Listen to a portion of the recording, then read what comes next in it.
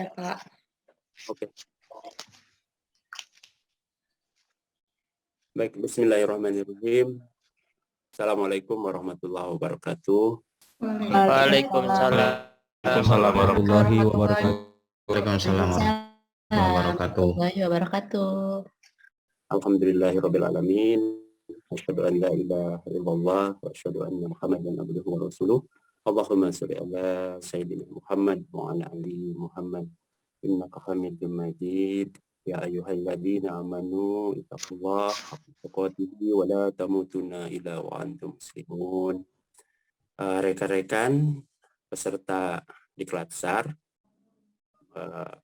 alhamdulillah pada saat ini kita memasuki hari pertama hari pertama pelaksanaan Diklat sesudah kemarin pembukaan, dan salah satu agendanya adalah pemberian kultum ya.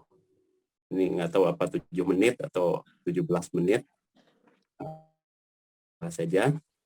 Tapi sebelum kita mulai, mari kita sama-sama memanjatkan puji dan syukur kepada Allah bahwa kita semua masih diberi kesehatan.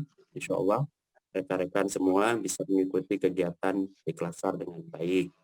Kemudian shalawat dan salam juga senantiasa kita sampaikan kepada Rasulullah Muhammad SAW, kepada keluarganya, kepada sahabatnya, kepada umatnya, mudah-mudahan termasuk kita semua. Insya Allah, amin. Rekan-rekan sekalian, para peserta Diklat SAR, sebelumnya saya mengenalkan diri dulu. Nama saya Purwadi, lengkapnya Purwadi Hasan Darsono.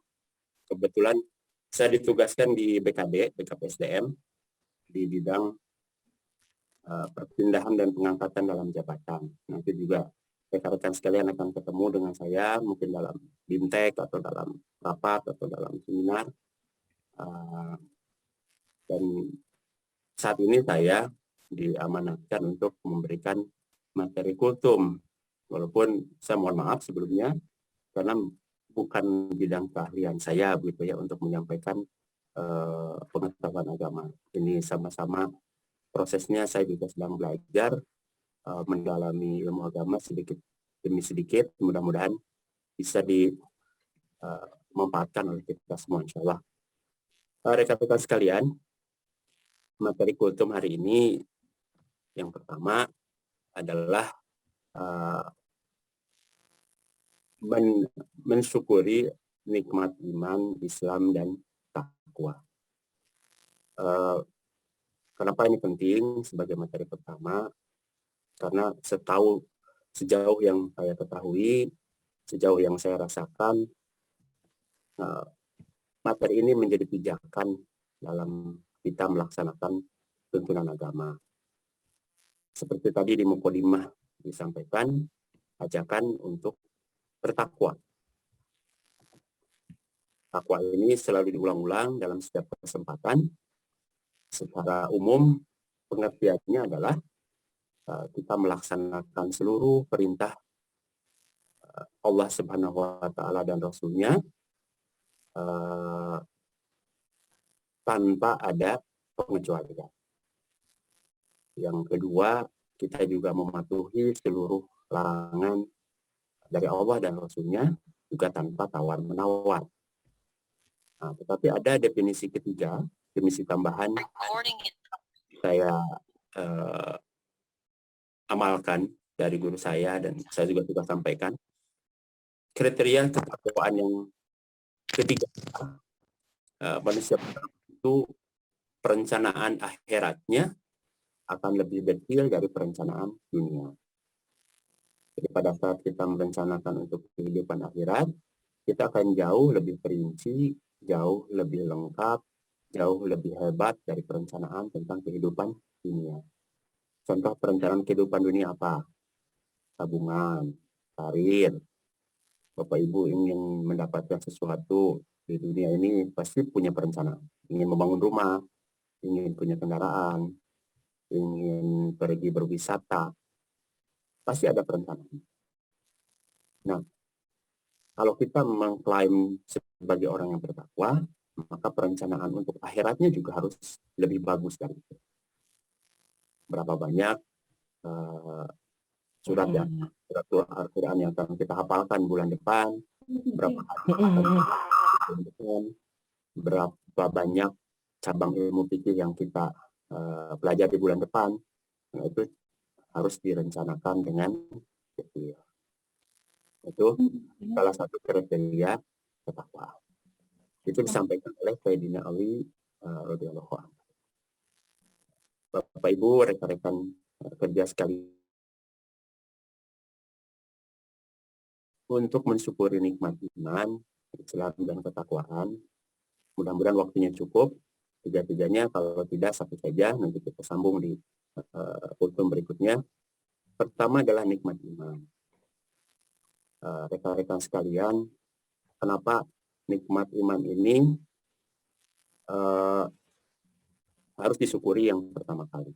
Karena sebagai makhluk, kita punya sifat dasar. Manusia itu makhluk Allah punya sifat dasar. Sifat dasar yang pertama adalah hatinya selalu haus. Haus, lapar, dan hampir tidak pernah kenyang. Di sisi lain, kita punya kecenderungan untuk menjadi makhluk yang lemah. Dan selalu ingin tergantung kepada hal yang lain. Kalau disampaikan secara detail kan seperti abstrak perkataan tadi, di mana posisi tergantung dan lemahnya. Mungkin ada rekan-rekan yang mengatakan, saya tidak merasa lemah, saya biasa-biasa saja. Salah satu gambarannya, salah satu tolak ukurnya adalah kebahagiaan kita kadang tergantung kepada hal yang lain.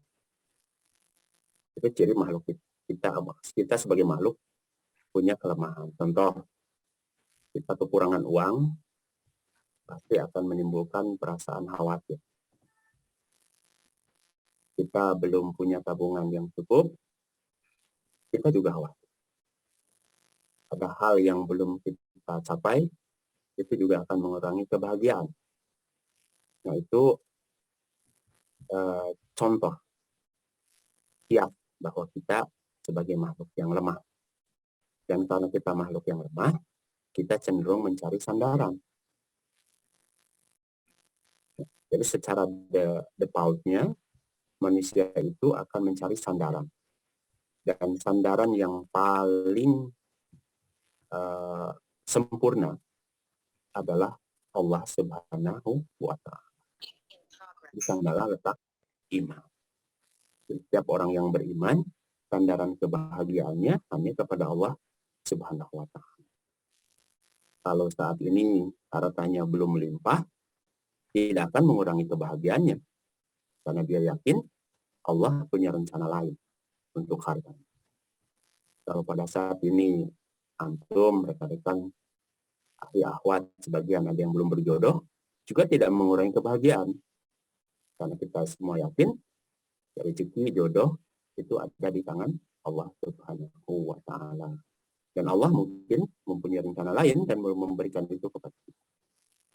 Nah, sandaran yang paling sempurna ini ada dalam tuntunan agama kita. Maka siapapun yang sandaran kebahagiaannya hanya kepada Allah dan Rasulnya, maka hidupnya tidak akan gelisah. Itu nikmat iman. Jadi orang Islam itu, orang yang beriman, orang yang berislam itu, hidupnya pasti bahagia. Kenapa? Karena pertama dia tidak akan menyesali apa yang sudah terjadi. Dalam ajaran agama kita, agama Islam, dilarang kita mengandai-andai. Jadi, misalkan ada kejadian yang kita tidak begitu seret, kemudian kita mengandaikan, seandainya hal itu tidak kita, seandainya hal ini tidak terjadi kepada saya, seandainya hal ini saya ambil alternatif yang lain, itu tidak boleh. Kenapa? Karena begitu kita beriman kepada Allah, maka kita akan yakin 100% bahwa apa yang sudah kita terima adalah hal terbaik yang Allah berikan, yang Allah rancang kepada kita. Jadi rekan-rekan sekalian, salah satu nikmat iman adalah iman orang Islam, orang yang bertakwa, itu tidak akan menyesali apa yang sudah mereka terima. Termasuk misalkan ada rekan kita yang pada saat ini kondisinya sakit, entah itu karena memang qadarullah sakit atau misalkan karena kecelakaan, maka jika beliau itu orang yang beriman dan imannya penuh kepada Allah Subhanahu wa taala, beliau akan menerima kondisi tersebut sebagai qadar Allah dan akan mencari makna dan berkah dari kondisi tersebut. Karena sakitnya orang yang beriman, sakitnya orang Islam, itu kalau kita terima dengan sabar, kita terima dengan ikhlas, kita terima dengan syukur, akan menghapus dosa-dosa yang telah kita kerjakan. Apalagi ada momen untuk menghapus dosa seperti orang yang sabar pada saat sakit. Maka rekan-rekan, ada salah satu sahabat Rasulullah SAW yang beliau meminta sakit setiap sore. Beliau berdoa supaya beliau didemamkan pada sore hari. Tujuan utamanya adalah beliau ingin mendapat kesempatan menghapus dosa.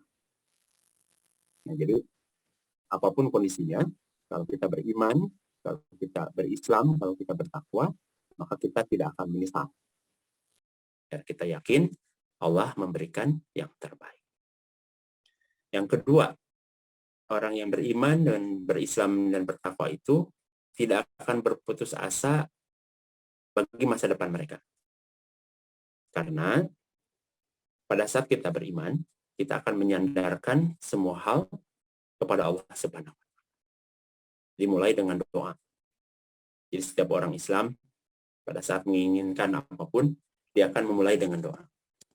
Doa dulu, doanya detail, apa yang diinginkan, apa yang diharapkan, kemudian beliau akan berusaha.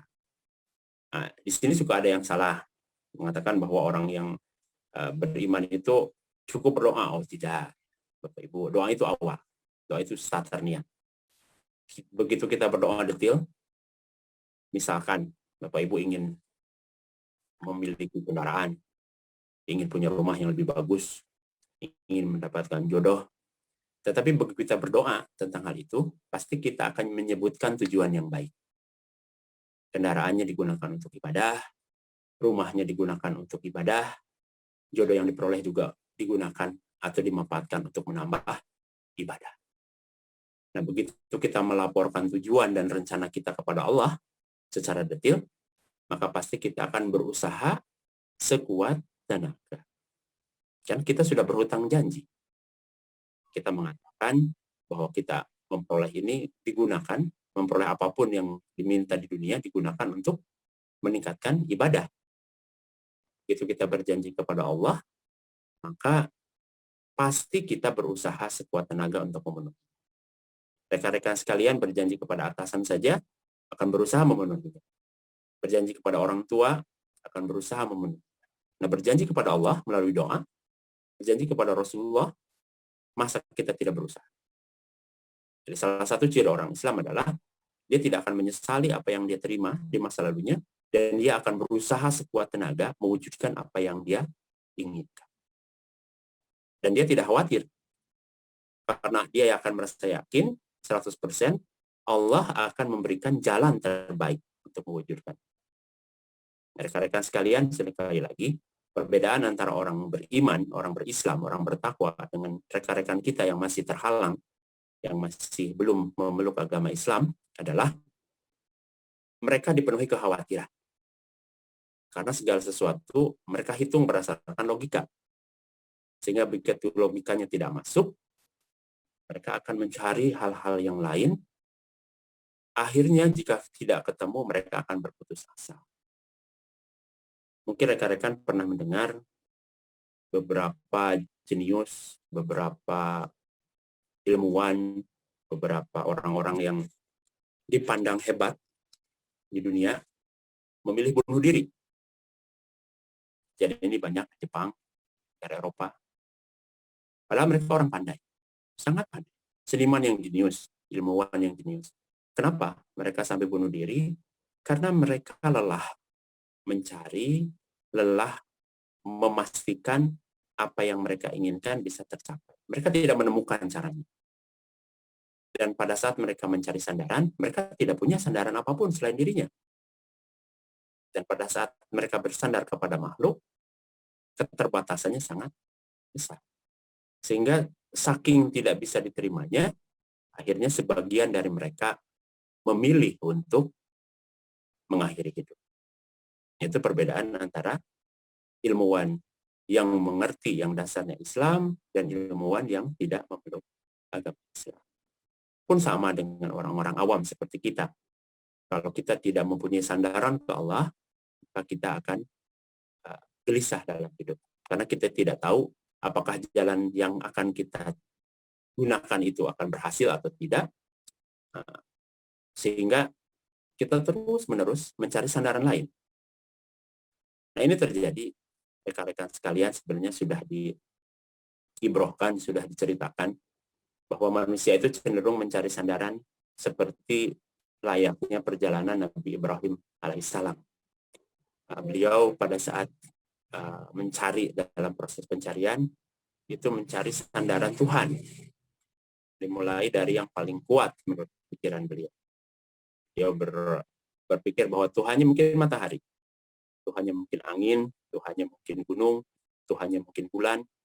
Tetapi setiap kali beliau melihat bahwa apapun itu selalu ada yang melebihi.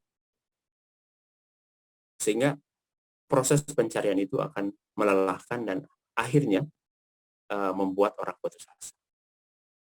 Nah, orang yang sudah beriman, alhamdulillah, seperti kita, mudah-mudahan iman kita diteguhkan oleh Allah, dan orang yang berislam seperti kita, orang yang berusaha bertakwa seperti kita sudah tidak lagi mencari sandaran lain. Karena begitu kita mencari sandaran lain, kita juga akan kelelahan. Rekan-rekan sekalian, saya mengomongkan tadi bahwa salah satu indikator keimanan adalah kebahagiaan kita bergantung kepada keridhaan Allah. Kalau kita bergantung kepada hal yang lain, maka tidak akan selesai. Saya akan kasih gambaran yang paling mudah. Pasti rekan-rekan di sini ada yang usianya masih pada muda, ya, ada adik saya, rekan laki-laki terutama. Mungkin ada yang masih menabung untuk membeli motor besar, Ninja katakanlah. Zaman saya itu dulu Kawasaki Ninja itu bukan endorse ya, itu jadi lambang status begitu. Nah, kalau kebahagiaan kita misalkan bergantung kepada kepemilikan motor besar tersebut, katakanlah Kawasaki Ninja, maka pertama kita akan menjadi budaknya. Contoh, kalau kita belum punya, kita akan menabung, kita akan berusaha sekuat tenaga, kita lupa yang lain, kita lupa sedekah kadang, kita lupa menolong teman, kita lupa menolong saudara, karena kita ingin membeli motor. Yang kedua, sesudah motor itu kita dapat, kita juga menjadi budaknya. Pulang kantor, mendekati maghrib, motornya basah. Beliau tidak siap-siap sholat maghrib jamaah. Yang dikerjakannya adalah membersihkan motornya, dilap. Dan itu artinya sebenarnya orang itu sudah menjadi hamba dari motor tersebut. Enggak motor juga mobil. Ada rekan-rekan yang sekarang menabung ingin beli mobil terbaru, mungkin CR-V atau apa, mereknya yang ajaib, tidak apa-apa, silakan. Tetapi jangan menjadikan kebahagiaan, sandaran kebahagiaannya adalah kepemilikan barang. Karena begitu itu menjadi saran kebahagiaan, maka kita akan menjadi budak. Seperti tadi, pulang kantor, capek, waktu asar sudah mepet, apalagi belum asar di kantornya, maka yang terpikir adalah membersihkan kendaraan kita. Yang pertanyaannya, apakah sandaran itu akan selesai? Tidak. Rekan-rekan yang sudah punya Kawasaki Ninja pasti akan berpikir untuk membeli Ducati. Sudah membeli Ducati selesai, masih ada Harley Davidson. Makanya sandaran di dunia itu tidak akan abadi. Dan sandaran di dunia itu sifatnya melelahkan. Itu makanya saya mengajak pada rekan-rekan sekalian untuk mulai menata hati kembali ke diri saya juga. Ini ajakan yang khusus sebenarnya ke diri saya, dan juga saya mengharapkan mudah-mudahan bermanfaat buat rekan yang lain untuk mulai senantiasa menata hati agar sandaran kebahagiaan kita, sandaran keimanan kita hanya kepada Allah Subhanahu wa Ta'ala. Sehingga apapun yang kita peroleh di dunia, tujuannya adalah untuk memperbaiki kualitas ibadah. Pada saat seperti itu, maka mobil baru yang rekan-rekan punya akan digunakan untuk pergi taklim, akan digunakan untuk mampir ke masjid pada saat perjalanan kapanpun untuk sama-sama sholat jamaah, akan digunakan untuk menengok saudara yang sakit, akan digunakan untuk mempertahankan silaturahmi, bukan hanya di foto dan ditempel di status. Itu juga bagus, tetapi berhati-hatilah pada saat penempelan status itu kita berharap pada jumlah viewer. Nanti jangan-jangan kebahagiaannya berkaitan dengan berapa banyak yang melihat, tetapi gampang bergeser. Rekan-rekan sekalian, ada salah satu cerita. Ini ceritanya bisa fiktif campur lah ya. Ada rekan kuliah saya dulu, orangnya tawadu sekali. Beliau ahli ngaji ya. Dan beliau sejak kuliah memang aktif dalam pengajian. Dan beliau seperti saya, datang dari keluarga sederhana. Saking rajinnya teman saya itu, dia keliling pengajiannya itu. Dari kecamatan ke kecamatan, kadang dari kosan ke kosan, dan jaraknya agak jauh. Salah satu yang dia doa, mintakan kepada Allah adalah dia minta diberi kendaraan. Dan tidak mewah. Karena dia terbiasa berdoa detil, yang dimintanya itu hanya Astrea 800. Kalau rekan-rekan zaman sekarang sudah tidak tahu ya. Dulu itu ada motor Honda namanya Astrea 800. Kecil, irit gitu ya. Dan dalam permintaannya sebenarnya benda itu akan digunakan untuk taklim, untuk beliau melaksanakan pengajian. Nah, beliau pintakan itu. Qadarullah, sekeras apapun beliau berusaha mengumpulkan uang, belum diizinkan oleh Allah. Tetapinya, qadarullahnya setiap kali beliau mau pergi pengajian yang agak jauh, selalu satu arah dengan dosennya. Ya, dosen beliau yang di kampus saya juga akan pergi ke arah yang sama. Sehingga teman saya itu dapat tumpangan mobil. Dosen saya menggunakan mobil. Sehingga dia bisa pergi ke taklim, ke pengajian itu menggunakan mobil dosennya. Numpang. Dan alhamdulillahnya pada saat permintaan beliau, doa beliau belum dikabulkan oleh Allah, beliau tidak berputus asa. Taklimnya tetap rajin, pengajiannya tetap rajin, ibadah yang lainnya juga tetap rajin. Dan beliau tetap berhusnuzon kepada Allah bahwa apa yang beliau terima adalah hal yang terbaik.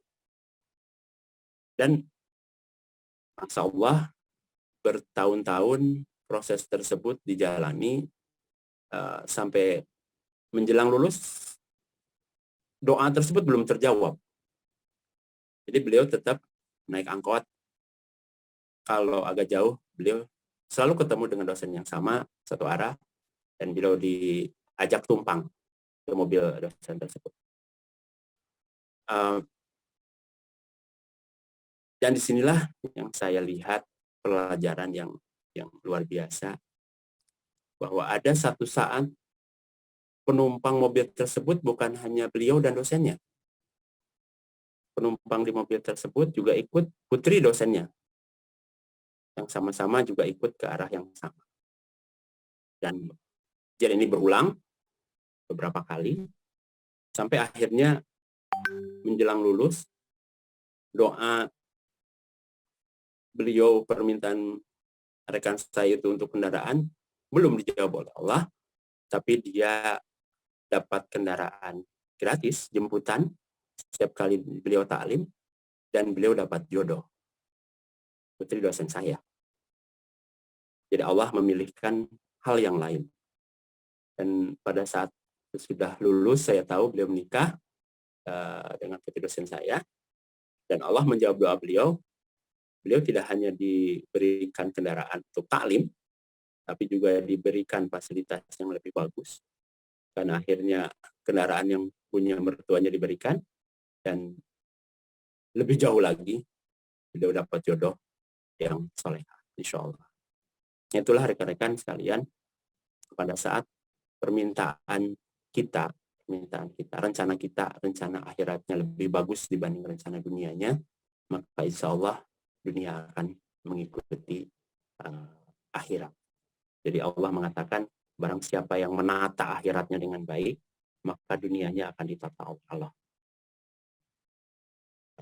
Keyakinan saya 100%, karena dunia dan isinya, dunia dan akhirat itu milik Allah Subhanahu wa Ta'ala, maka tidak ada zat yang lain yang bisa mengatur jalan, bisa mengatur apa yang akan kita peroleh jauh lebih baik dibanding Allah Subhanahu wa Ta'ala. Jika rekan-rekan punya rencana dunia, sekarang masih muda ini, mau di perjalanan masih panjang, cita-cita masih banyak, maka sandarkan cita-cita itu untuk memperbaiki kehidupan akhirat kita. Sandarkan kebahagiaan kita atas dasar keriduan Allah Subhanahu wa Ta'ala. Itulah nilai iman. Jadi orang yang beriman itu, saya ulang, mereka tidak akan menyesali apa yang sudah diterima dan tidak akan berandai-andai terhadap masa lalu, karena mereka yakin apa yang mereka terima saat ini adalah hal terbaik yang Allah pilihkan untuk mereka. Kedua, mereka tidak akan putus asa dengan masa depan, karena mereka punya sandaran yang maha sempurna. Sandaran yang akan memberikan jalan termudah untuk mereka, jalan yang paling barokah untuk mereka, untuk mewujudkan apa yang mereka cita-cita. Seandainya pun apa yang mereka minta belum terpenuhi, mereka yakin bahwa Allah akan menggantinya dengan hal yang lebih baik, jauh-jauh lebih. Itulah kunci kebahagiaan orang-orang yang beriman. Rekan-rekan sekalian, sekali lagi ini mengingatkan kepada diri saya khususnya, dan juga mudah-mudahan menjadi manfaat bagi rekan-rekan sekalian. Itu saja mungkin ya, kalau kultum kan tidak terlalu panjang. Saat ini baru membahas nikmat iman. Nah, mudah-mudahan nanti ada kesempatan lain, kita akan membahas yang kedua dan ketiga, atau mungkin kalau ada kesempatan kultum yang lainnya juga kita akan membahas tema lain. Rekan-rekan yang ini ada pertanyaan, silahkan sampaikan ke panitia saja. Mungkin waktunya akan terbatas kalau pagi-pagi. Nanti insya Allah semampu saya akan jawab. Kalau saya tidak mampu, saya akan tanyakan kepada yang lebih alim, yang ilmu agamanya lebih tinggi dan lebih mumpuni dibanding saya. Mudah-mudahan pertemuan ini memberikan manfaat bagi kita semua. Saya mohon maaf, hal baik itu datang dari Allah dan Rasulnya. Hal yang salah dan hal buruk semata-mata karena keterbatasan saya. Saya akhiri kultum pagi ini. Terima kasih rekan-rekan sekalian, tetap semangat mengikuti Diklat SAR dengan baik, dan kita berdoa mudah-mudahan kita diberi kekuatan, kesehatan oleh Allah Subhanahu wa Ta'ala. Amin ya Allah ya rabbal alamin. Assalamualaikum warahmatullahi wabarakatuh. Waalaikumsalam warahmatullahi wabarakatuh. Terima kasih Bapak. Mohon izin Pak. Ya, Ini materi kultum sampai jam 6:08 Pak. Jadi dilanjut sesi tanya jawab. boleh? Mungkin dari peserta Latsar ada yang ingin ditanyakan tentang materi kultum pagi hari ini. Bisa di room chat atau langsung unjuk tangan aja. Lanjut. Amin, amin. Ya, Pak. Langsung saja yang ingin Atur nuhun. bertanya. Assalamualaikum warahmatullahi wabarakatuh. Waalaikumsalam. Mohon maaf, ini materi sangat luar biasa sekali yang menata hati kita, bagaimana hati kita ini bisa kita tata dengan baik sehingga keimanan, keislaman, dan ketakwaan kita bisa terjaga. Cuman ada ganjalan Pak, ini yang saya rasakan sendiri. Terkadang kita ini mudah kecewa ketika apa yang kita harapkan ini atau ketika apa yang terjadi pada diri kita ini tidak sesuai dengan apa yang kita harapkan. Walaupun memang ya kita memahami bahwa Allah itu ada rencana. Allah punya rencana yang memang belum bisa kita ketahui, belum bisa kita pahami. Kayak misalkan awalnya kita semangat ya, kita akan klasikal. Tapi ternyata Allah berkehendak lain. Klasikal ini dilaksanakan secara virtual. Secara naluri kemanusiaan ya saya kecewa ya, karena saya berharap di puncak kegiatan Latsar ini adalah dalam klasikal ya, yang mungkin akan lebih banyak ilmu dan pemahaman, pengalaman yang kita dapatkan. Itu diantaranya contohnya.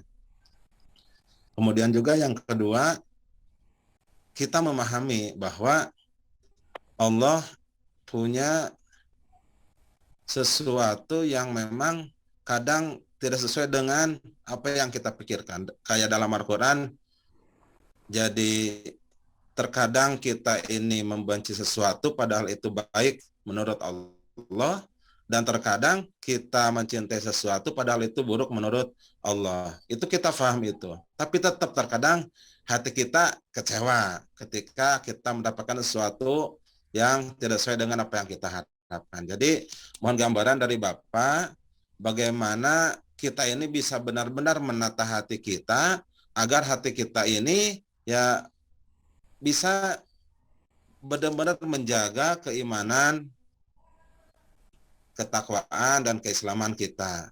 Artinya ya, ketika tadi Bapak sampaikan orang yang beriman ini dia tidak akan kecewa. Ya, bagaimana agar hati kita ya bisa menerima terhadap ketentuan Allah. Ya walaupun secara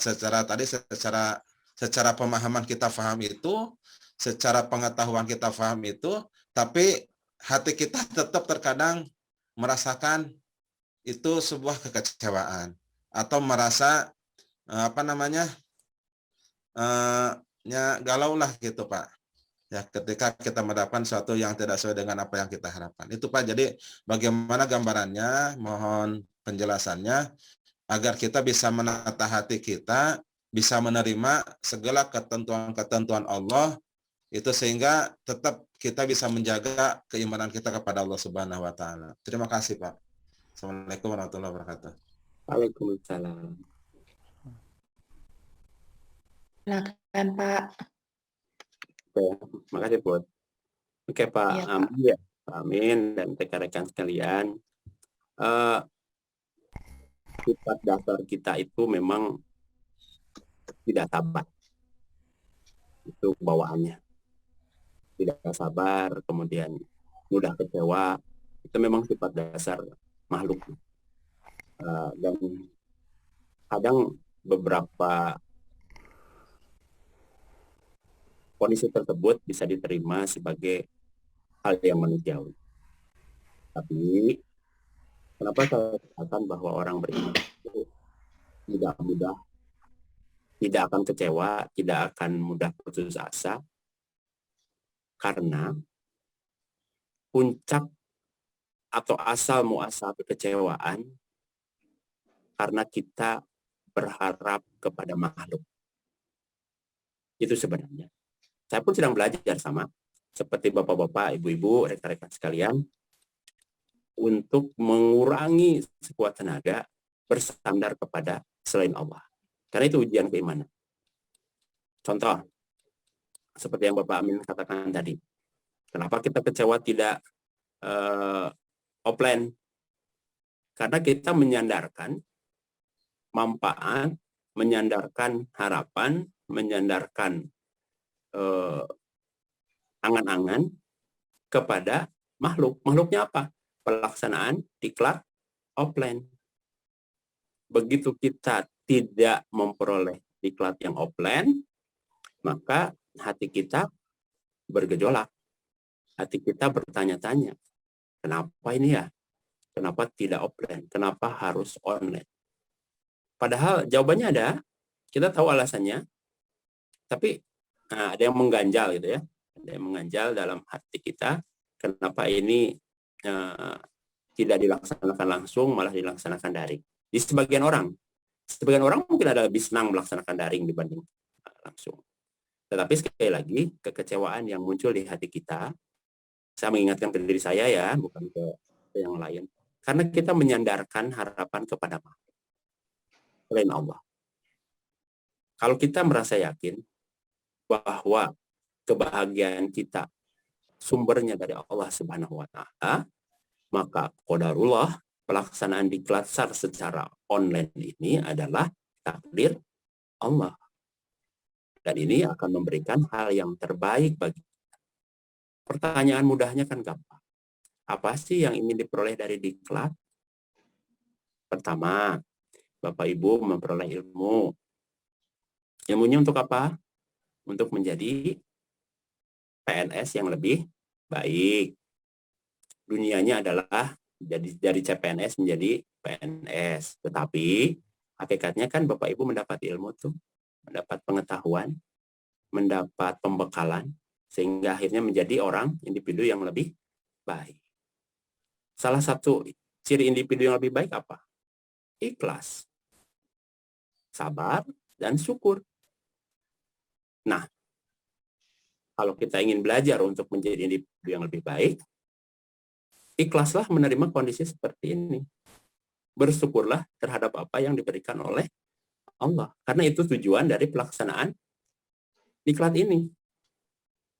Jadi tujuannya bukan diklatnya dilaksanakan di Cikaso, atau diklatnya dilaksanakan di rumah, diklatnya dilaksanakan offline, diklatnya dilaksanakan online. Itu cara.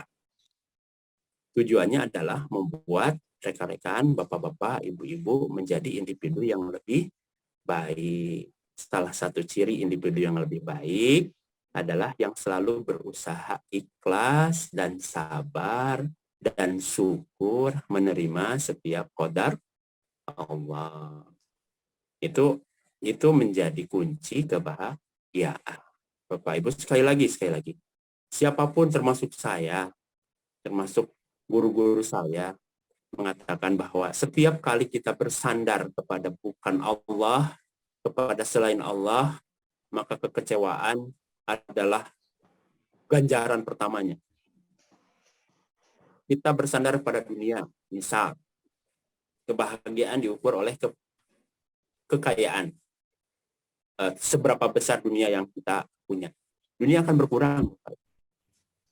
Bapak Ibu punya 1 gunung emas sekarang, punya anak 3, maka akan diwariskan menjadi 1/3. Itu akan membuat Bapak Ibu tidak tenang. Dan akan membuat kita gila-gilaan mencari 3 gunung emas. Karena kita ingin anak kita juga mewarisi 1 gunung emas. Karena kebahagiaannya adalah 1 gunung emas. Apakah itu selesai? Oh, belum. Bapak Ibu akan berpikir anak kita akan punya cucu, punya anak lagi. Dan misalkan dari 1 anak itu dapat 2 cucunya. Berarti berapa gunung emas yang harus kita siapkan untuk anak-anak? 6. Nah, itu baru pemikiran jangka pendek ya, yang sampai cucu saja. Belum kita menghitung ada kejadian apa, tiba-tiba misalkan resesi, uangnya berkurang nilainya, kapan kita akan istirahatnya dari bersandar kepada dunia? Tidak akan ada. Kita akan selalu dikejar-kejar oleh angka yang tidak ada ujungnya. Dunia itu salah satu. 2. Kalau kita bersandarkan kebahagiaan pada jabatan. Bapak Ibu kebetulan fungsional ya, Pangkat lah. Pangkat. Bapak Ibu sekarang pangkatnya 3A. Ini jadi 3B. Selesai sampai 3B, kita masih ada 3C, D, 4A, D, C, D, E.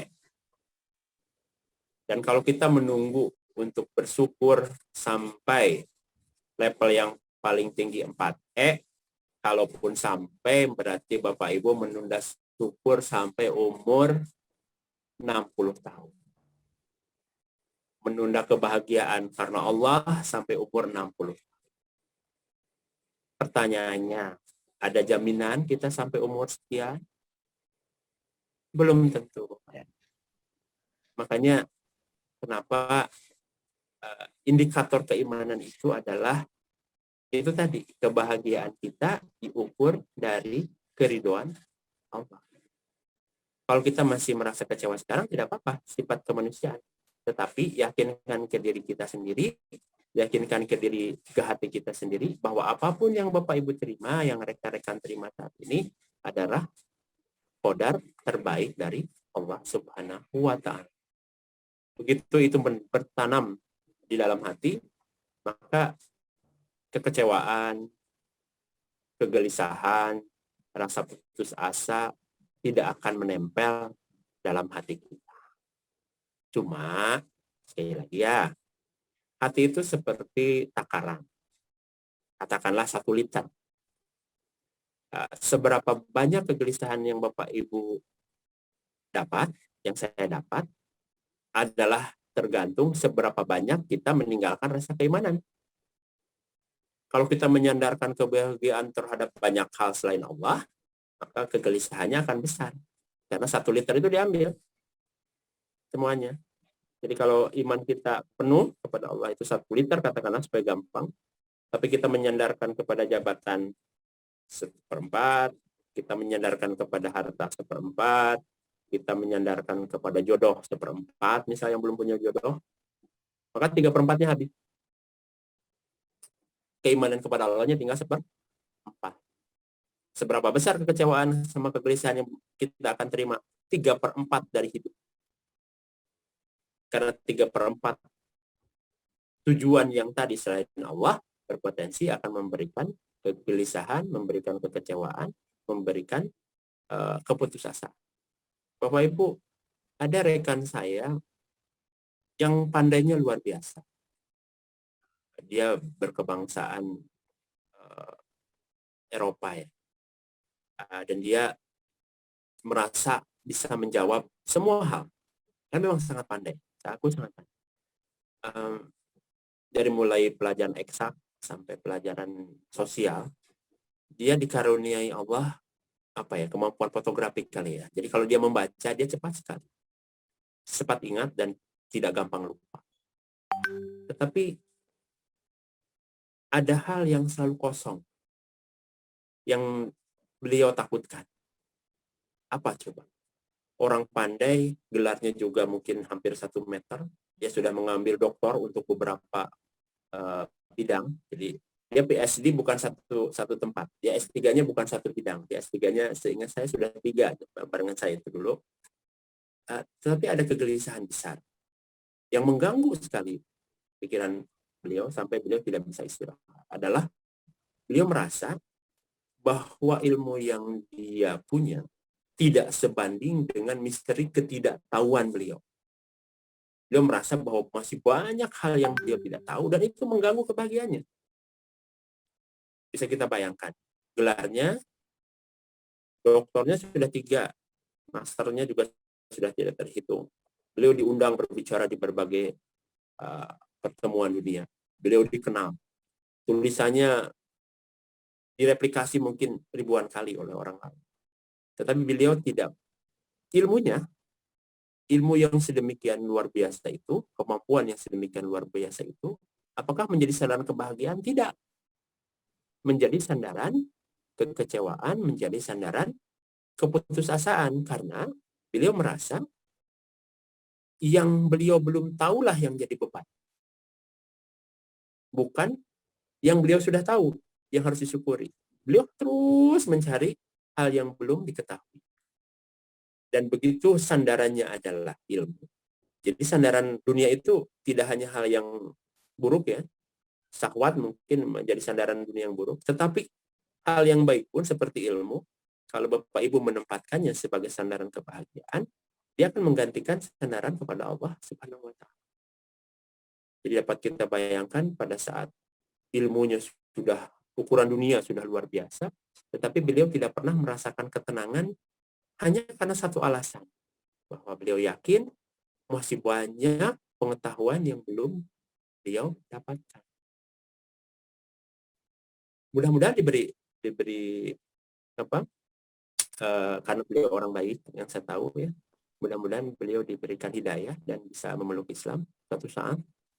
Karena kan begitu kita memeluk agama Islam, begitu kita meyakini kepada Allah Subhanahu wa Ta'ala, kita tahu bahwa sehebat-hebatnya makhluk mencari ilmu yang akan kita dapat itu mungkin hanya satu tetes air sepersekiannya dibanding lautan pengetahuan yang Allah sebarkan di dunia ini. Dan itu akan membuat setiap hati kita akan tenang bahwa ilmu yang kita dapat memang tidak akan jauh sekali dibanding yang disediakan oleh Allah. Tetapi yang akan kita ributkan, yang akan kita pastikan bahwa ilmu yang akan kita dapat itu, yang sudah kita dapat, kita manfaatkan untuk ibadah. Jadi seberapapun yang Bapak Ibu yang saya punya ilmunya sedikit apapun, jadikan itu landasan syukur.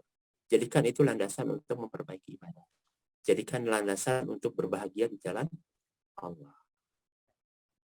Nah itu harus dipelajari Bapak Ibu ya. Kan Bapak Ibu S1 saja berapa tahun? 4 tahun ya. 5 tahun. Jumlah dengan SMA, SMP berapa tuh? 6 tahun, 10 tahun. SD 16 tahun. Hanya dapat S1 saja yang cuma laku untuk daftar CPNS 16 tahun. Belajar sabar, belajar syukur, belajar ikhlas untuk kehidupan akhirat yang jauh lebih besar dibanding daftar CPNS dan keduniaan, tentu butuh waktu yang lebih banyak. Jadi saya juga mengingatkan ke diri saya untuk senantiasa berusaha sabar, berusaha ikhlas, berusaha syukur, berusaha meninggalkan hal-hal lain, sandaran lain selain Allah Subhanahu wa Ta'ala yang menjadi ukuran kebahagiaan kita. Jadi pada saat Bapak Ibu gelisah, cepat-cepatlah ingat bahwa segala sesuatu Allah yang menentukan. Cepatlah beristighfar. Nanti mudah-mudahan ada materi kesempatan lain kita akan membahas penyakit hati ya. Mudah-mudahan. Saya hanya menyampaikan apa yang disampaikan oleh guru-guru saya. Nah, mudah-mudahan jadi manfaat. Bahwa memang dalam perjalanan hati kita itu paling cepat kotor, paling cepat lelah. Jadi memang harus ada caranya untuk membersihkannya, menatanya, membuatnya siap digunakan. Nah, jawaban ini juga untuk semua apa yang disampaikan Pak Amin ya tadi ya, juga mungkin dirasakan oleh saya sendiri, mungkin dirasakan oleh rekan-rekan yang lain. Sekali lagi, keimanan itu takaran. Jadi kalau Bapak Ibu merasa gelisah, merasa putus asa terhadap sesuatu, cepat-cepat perbaiki takaran ini. Insya Allah gelisah dan putus asanya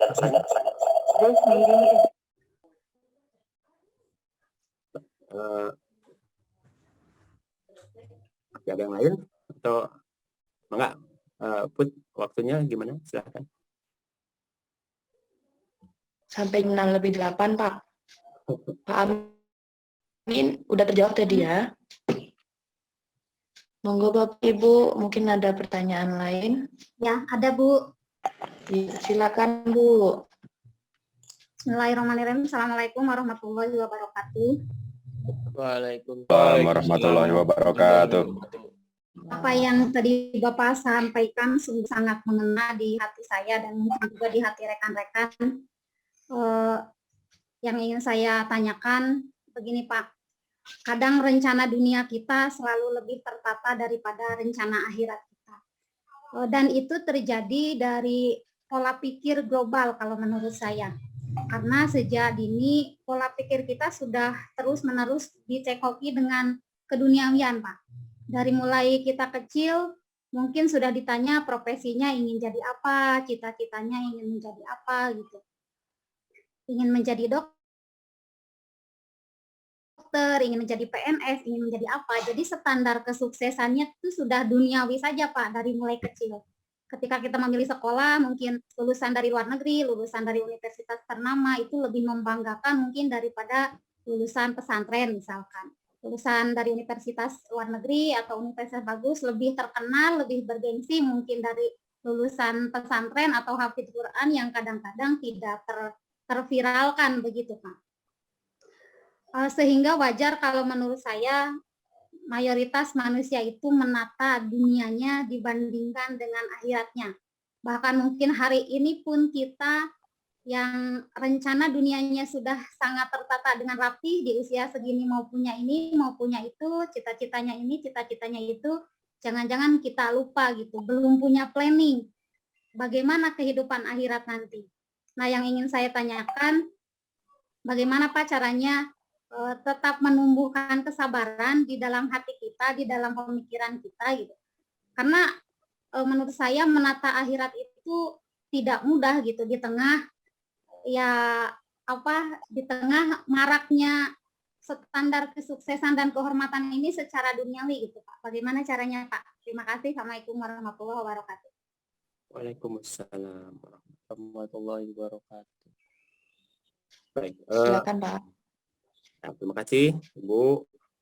Juga ini pertanyaan untuk saya sendiri sebenarnya, juga untuk kita semua.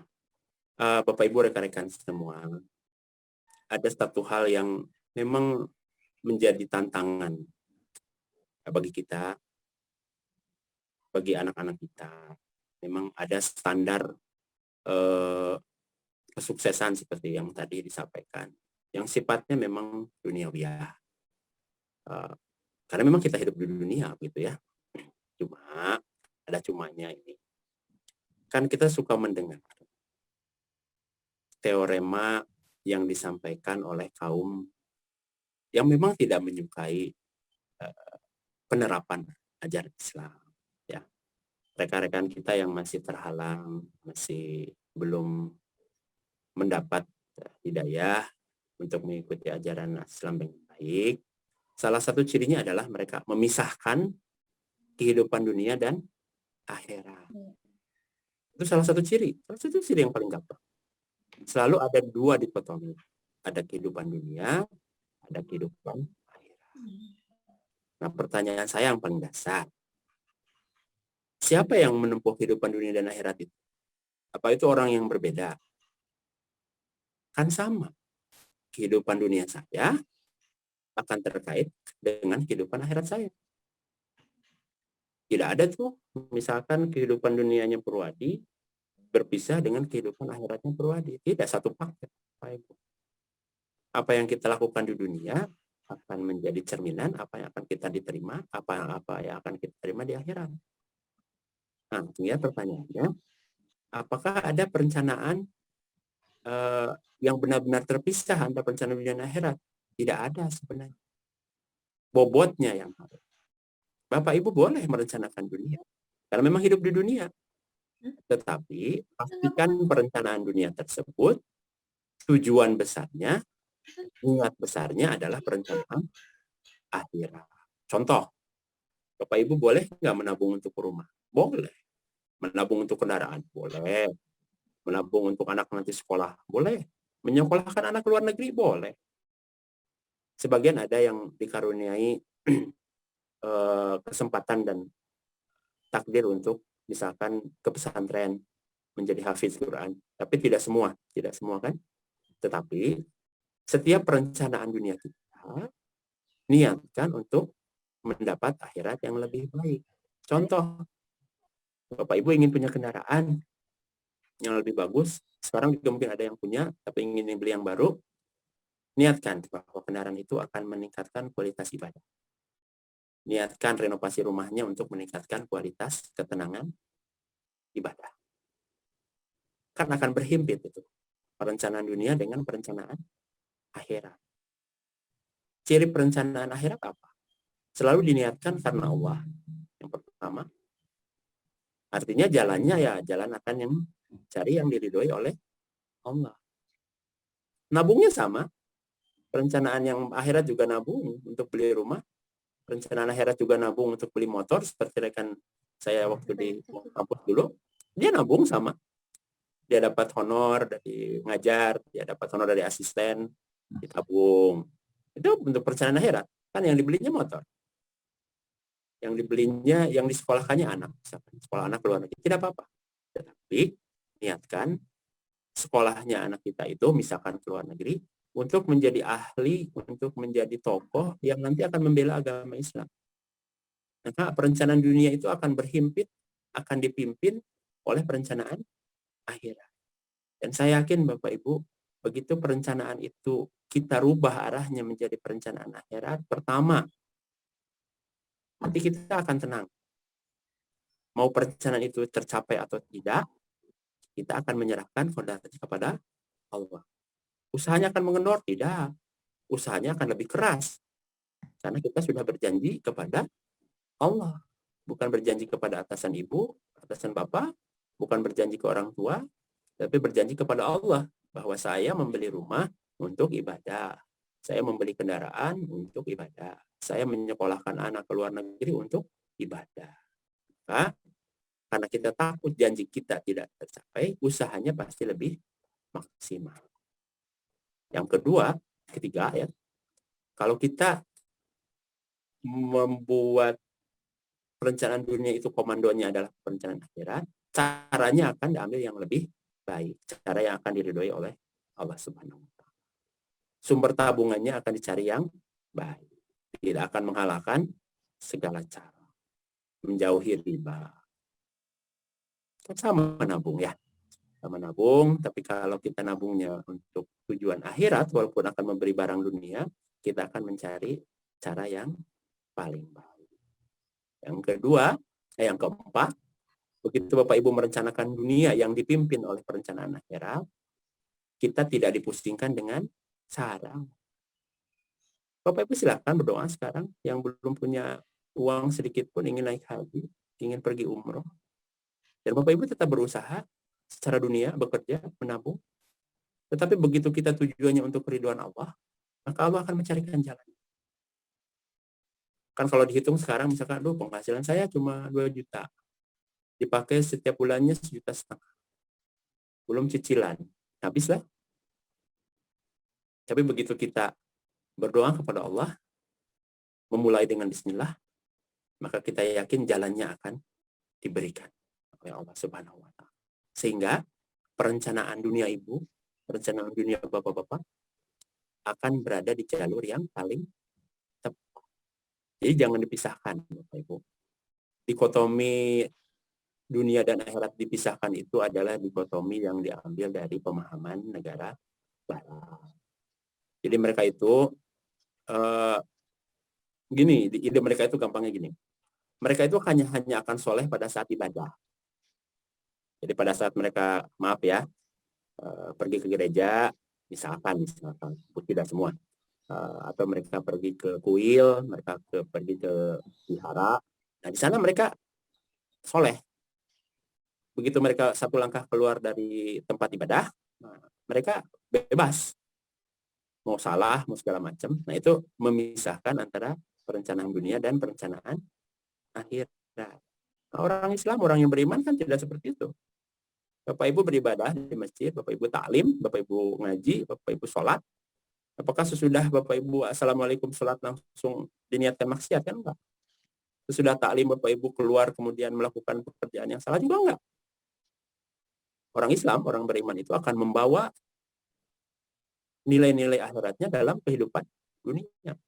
Jadi nggak usah dipusingkan. Bapak Ibu, saya ini perencanaan dunianya lebih, ya memang mungkin.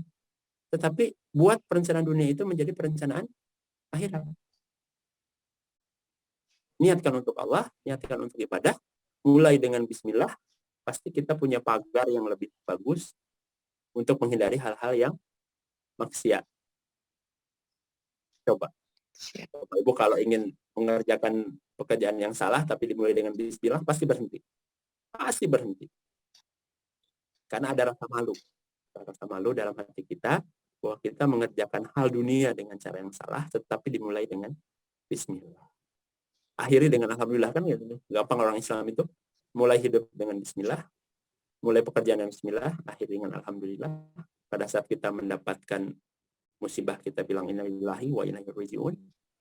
Isi diantaranya dengan istighfar, karena kita rawan melakukan perbuatan salah. Selesai. Tugas kita di dunia selesai. Tentu dengan mengerjakan pekerjaan dunia. Tetapi, sekali lagi, himpitkan perencanaan dunia Bapak Ibu menjadi perencanaan. Pimpin perencanaan dunia Bapak Ibu menjadi perencanaan. Jadikan akhiratnya yang panglima. Niatkan untuk akhirat, cara yang dipakainya juga cara yang diridhoi oleh Allah dan Rasulnya. Insya Allah bisa. Mulai dari sekarang. Perencanaan dunia jangan dihapus. Kan kita hidup di dunia. Tetapi jadikan perencanaan dunia tersebut menjadi perencanaan akhirat. Cirinya adalah tujuannya pasti baik, caranya pasti baik, hasilnya pasti baik, dan Bapak Ibu akan meluaskan hati untuk selalu ikhlas dan bersyukur. Sehingga hati yang penuh dengan rasa ikhlas dan bersyukur tidak ada lagi tempat untuk kekecewaan, untuk keputusasaan, dan untuk kegelisahan. Insya Allah Bapak Ibu, saya yakin sekali dengan saya yakinnya apabila semua individu, semua kita bisa mengamalkan apa yang disampaikan oleh guru-guru kita, oleh ajaran Rasulullah melalui guru-guru kita, kiai-kiai kita, maka masyarakat Islam Madani itu bukan hal yang susah. Karena kan setiap individu yang mendahulukan perencanaan akhiratnya akan membentuk masyarakat yang juga akan mendahulukan perencanaan akhiratnya. Insya Allah mudah-mudahan menjawab. Dan ini juga menjadi peringatan untuk saya, untuk kita semua ya. Silakan. Terima kasih, Pak. Ya, terima kasih Pak. Pak, mohon maaf ini waktunya sudah habis untuk kultum pagi ini. Terima kasih untuk materinya. Para peserta Ratsar, terima kasih atas kehadirannya. Sebelum diakhiri, saya akan mengevaluasi tadi yang bertanya dari Pak Amin dan Bu Mimin, dan untuk kehadiran serta yang dari awal hanya absen saja atau sampai akhir belum ada partisipasinya. Mohon untuk besok dan seterusnya diharapkan proaktifnya. Kemudian ini ada Bapak Udin Sanudin yang dari awal kultum sampai saat ini sesi kultum berakhir, kameranya mati. Saya nggak tahu ini, tadi waktu di absen ada, tapi sampai saat ini nggak ada orangnya. Sudah saya chat segala macam, mohon ini jangan diulangi lagi ya. Pak Udin ada ya? Tadi terus Bu kameranya Bu, cuman nggak pakai background Bu. Kameranya tolong dinyalakan ya Pak. Lain kali ya Pak. Ya baik, untuk peserta Ratsar nanti kita kembali lagi di materi pertama jam 8 ya. Silakan untuk persiapan terlebih dahulu. Terima kasih atas kehadirannya. Boleh leave room. Assalamualaikum warahmatullahi wabarakatuh. Waalaikumsalam.